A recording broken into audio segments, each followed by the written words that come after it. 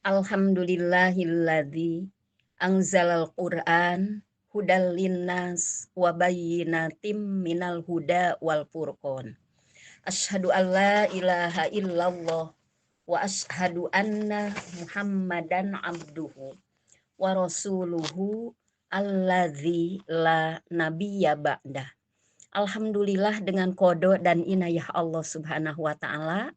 Insya Allah di saat yang berbahagia ini untuk melanjutkan tafsir surat Al-Fajr ayat 21 sampai dengan 26. A'udzu billahi minasyaitonir rajim. Kalla idza dukkatil ardu dakkan dakka. Sekali-kali tidak apabila bumi diguncangkan berturut-turut, berbenturan. Wajaa rabbuka wal malaku soffan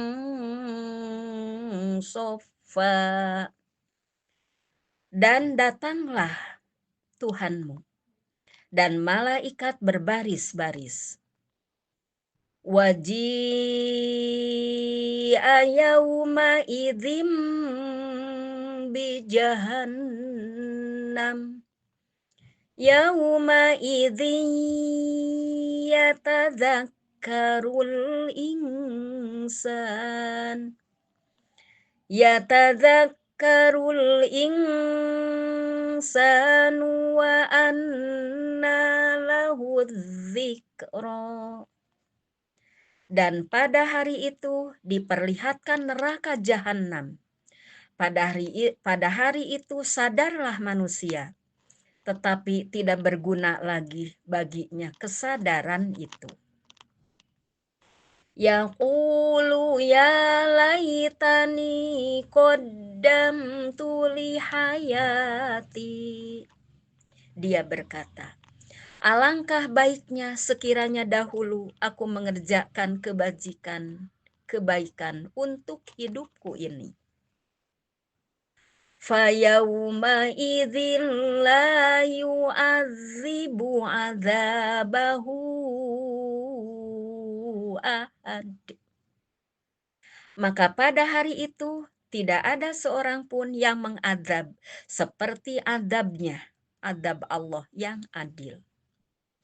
Wala yuthiqu wasaqahu ahad. Dan tidak ada seorang pun yang mengikat seperti ikatannya, ikatan Allah. Ibu-ibu para peserta Biah Qur'aniyah PW Persistri Jawa Barat yang dimuliakan oleh Allah Subhanahu wa taala. Di dalam penjelasan Allah Ta'ala memberikan tentang peristiwa-peristiwa dahsyat pada hari kiamat. Firman-Nya, kalla, yakni sungguh benar. Idza dukkatil ardu dakkang dakka. Maksudnya, bumi dan gunung-gunung diratakan, dihancurkan, dan diluluh lantahkan. Lalu seluruh makhluk bangkit dari kubur mereka menghadap kepada Rob mereka. Wajaa rabbuka, yakni datang untuk memutuskan hukum di antara makhluknya. Peristiwa ini terjadi setelah manusia memohon syafaat kepada penghulu seluruh anak Adam, yaitu Nabi Muhammad Sallallahu Alaihi Wasallam. Setelah sebelumnya meminta kepada para rasul ulul azmi satu persatu. Mereka semua berkata, aku bukan yang bisa melakukannya. Hingga akhirnya giliran sampai kepada Nabi Muhammad Sallallahu Alaihi Wasallam. Beliau bersabda, aku yang akan melakukannya. Aku yang akan melakukannya. Lalu beliau memohon syafaat kepada Allah agar datang untuk memutuskan perkara. Dan Allah pun mengabulkannya. Inilah syafaat pertama yang merupakan maqamam mahmuda, kedudukan yang terpuji. Sebagaimana di dalam surat Al-Isra, Bani Israel ayat 79 tentang maqamam mahmuda. Maka datanglah Rob yang maha tinggi untuk mengadili sebagaimana yang dia kehendaki. Dan para malaikat datang berbaris-baris di hadapannya. Waja'a rabbuka wal malaku soffan soffa. Firman Allah, waji'a yauma idzim bi jahannam. Ayat 23. Imam Muslim meriwayatkan dalam sohihnya dari Abdullah bin Mas'ud radhiyallahu anhu. Ia berkata bahwa Rasulullah Shallallahu alaihi wasallam bersabda, "Yu'ta bi jahannama yauma idzin laha sab'una alfa zimamin. Ma'a kulli zimamin sab'una alfa malakin yajurrunaha." Pada hari itu neraka jahanam didatangkan. Ia mempunyai 70.000 tali kekang. Setiap tali kekang terdapat 70.000 malaikat yang akan menyeret jahanam. Kemudian yauma idzi yatadzakkarul insan. Yauma idzi yatadzakkarul insanu wa anna lahu dzikra. Di ayat ke-23. Maksudnya, manusia mengingat amalnya, baik yang lama maupun yang baru. Yauma idzi yatadzakkarul insan wa anna lahu dzikra. Namun, bagaimana peringatan itu dapat bermanfaat baginya? Yaqulu ya laitani qaddamtu li hayati. Yakni ia menyesal atas dosa-dosa yang pernah diperbuat jika ia orang yang durhaka.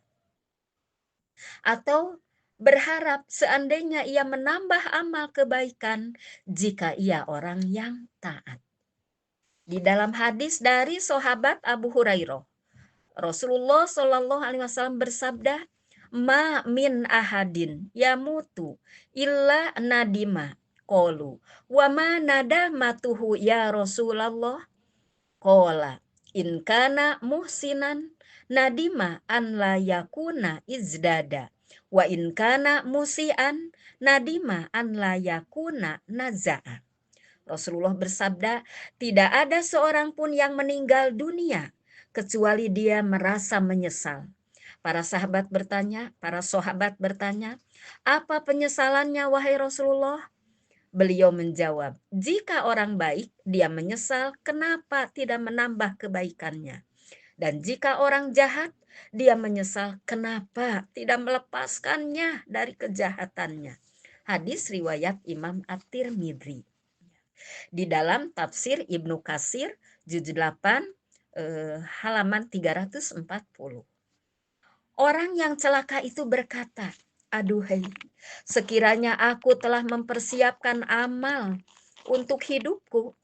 Maksudnya ketika ia melihat azab berada di hadapannya, ia berkata dengan penuh penyesalan dan kesedihan mendalam, "Seandainya aku telah mengerjakan amal-amal soleh untuk kehidupan aku yang sebenarnya di akhirat ini." Huruf lam pada kata lihayati, qaddamtu lihayati, bermakna sebab, yaitu taklil, yakni untuk kehidupanku di akhirat. Juga bisa difahami bahwa maksudnya seandainya aku telah mengerjakan amal soleh di masa hidupku di dunia, agar aku dapat mengambil manfaat darinya pada hari ini. Dalam makna ini, huruf lam berfungsi untuk menunjukkan waktu, itu takwid. Di dalam tafsir Al-Wasit juz 15 halaman 394 395. Kemudian Imam Ahmad meriwayatkan dari Muhammad bin Abi Amirah, yaitu sahabat Rasulullah radhiyallahu anhu. Ia berkata, Rasulullah bersabda, "Lau anna abdan khorro ala wajhihi min yaumi wulida ila an yamuta haroman pito atillahi." Seandainya seorang hamba bersujud sejak hari ia dilahirkan hingga ia wafat dalam keadaan tua di atas ketaatan kepada Allah, lahakirohu yaumal kiamati, niscaya ia tetap menganggap amalnya itu sedikit pada hari kiamat. Waludda annahu yurodda ila dunya kaima yazdadu minal ajri wassawabi, dan ia akan berharap seandainya dikembalikan ke dunia agar dapat menambah pahala dan balasan. Jadi akan merasa sedikit amal itu. Kalaupun sujud dari mulai dilahirkan sampai dengan waktu kematian di usia tua dalam keadaan taat kepada Allah, tetap pada hari kiamat merasa sedikit amal itu.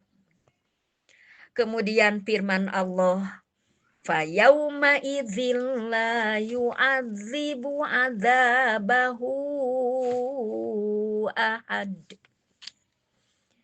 Fayauma idzin, tidak ada seorang pun pada hari itu. Fayauma idzil la yu'adzibu adzabahu ahad. Tidak ada seorang pun yang dapat menyiksa seperti siksaan Allah terhadap orang-orang durhaka. Terhadap orang-orang yang durhaka kepadanya, kepada Allah. Tidak ada yang bisa menyamai siksaan Allah Subhanahu wa ta'ala. Wala yuthiqu wathaqahu ahad. Dan tidak ada seorang pun yang dapat mengikat seperti ikatan para malaikat penjaga neraka terhadap orang-orang kafir kepada Rob mereka. Ayat ini berlaku bagi para penjahat dan orang-orang dolim dari kalangan makhluk. Di dalam tafsir Ibnu Katsir juz 8 halaman 399 sampai dengan 340. Kemudian pelajaran yang dapat diambil dari ayat-ayat ini.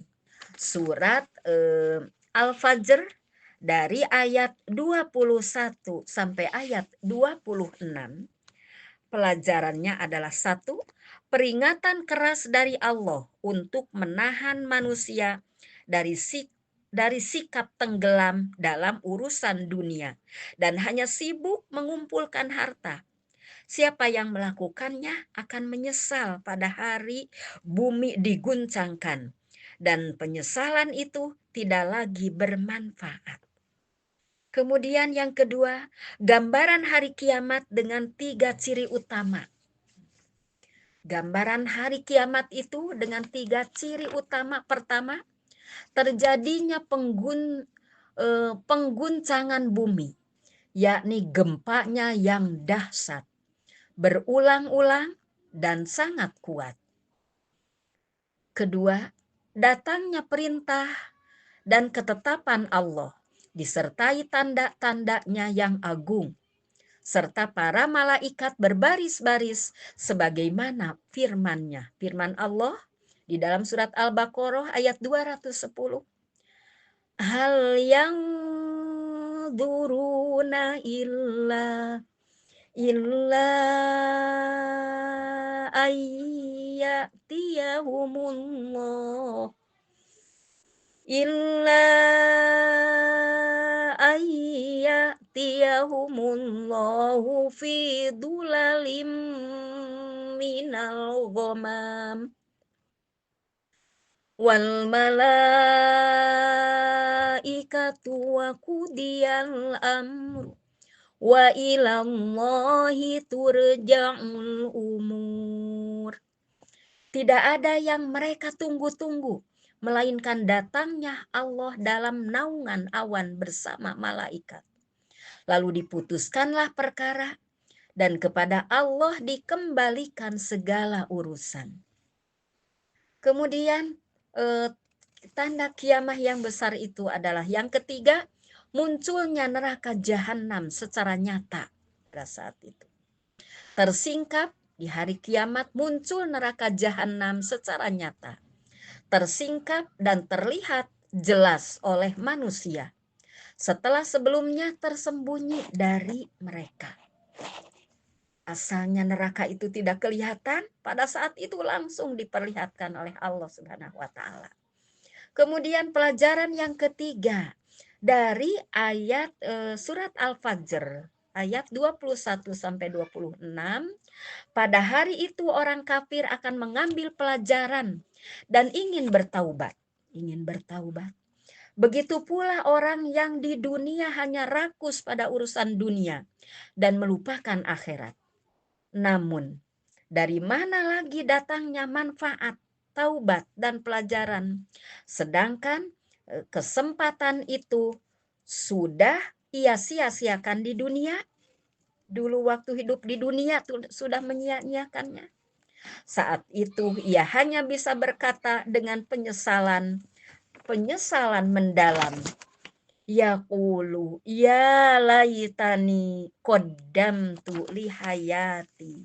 Seandainya dulu aku mempersiapkan amal soleh di dunia untuk kehidupanku yang abadi di akhirat. Kemudian pelajaran yang keempat, tidak ada yang dapat menyiksa seperti siksaan Allah. Dan tidak ada yang dapat membelenggu dengan rantai dan belenggu seperti ikatan Allah. Ungkapan ini adalah kiasan yang kembali kepada Allah Ta'ala mengenai nasib para penjahat dari seluruh makhluk. Maksudnya, maknanya, kekuasaan mutlak dalam perhitungan dan pembalasan ada yang di tangan dan pembalasan ada di tangan Allah. Dan tidak ada satupun yang bisa keluar dari genggaman kekuasaannya, kekuasaan Allah. Di dalam tafsir Al-Munir juz 30 halaman 240. Ibu-ibu para peserta bi'ah Qur'aniyah PW versi Sri Jawa Barat, Ashabul Quran yang dimuliakan oleh Allah Subhanahu wa taala, itu saja yang dapat disampaikan tafsir surat Al-Fajr ayat 21 sampai dengan ayat 26. Mohon dimaafkan dari segala khilaf dan kesalahan. Semoga bermanfaat. Rabbana la tuzigh qulubana ba'da idh hadaitana wa hab lana min ladunka rahmah innaka antal wahhab. Rabbana atina fid dunya hasanah wa fil akhirati hasanah wa qina adzabannar.